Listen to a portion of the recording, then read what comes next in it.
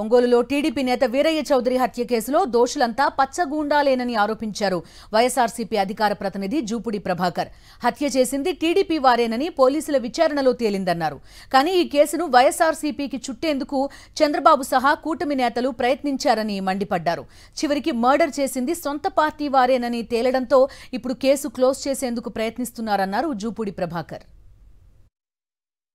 ఈ వీరయ్య చౌదరి గారి హత్య కూడా నిన్న పోలీసులు తేల్చినటువంటి అంశం ఏంటంటే మొత్తం ఇన్వాల్వ్ అయింది కూడా అదే విలేజ్కి సంబంధించినటువంటి వాళ్ళ సొంత పార్టీలోనే.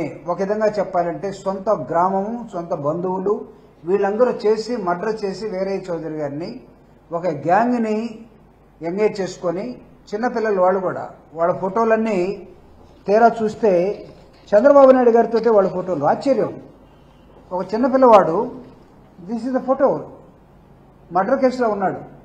ఇతను చంద్రబాబు నాయుడు. ఇంకో కుర్రోడు ఉన్నాడు, కోవూరు ఎమ్మెల్యే శ్రీనివాసరెడ్డి, ఇతనితో ఉన్నారు. ఇంకో కుర్రోడు చూస్తే లోకేష్ తోటి ఉన్నాడు. అంటే వీరయ్య చౌదరి గారి మర్డర్ కేసులో ఉన్నదంతా కూడా ఈ ఫోటోల్లో ఉన్న వాళ్లే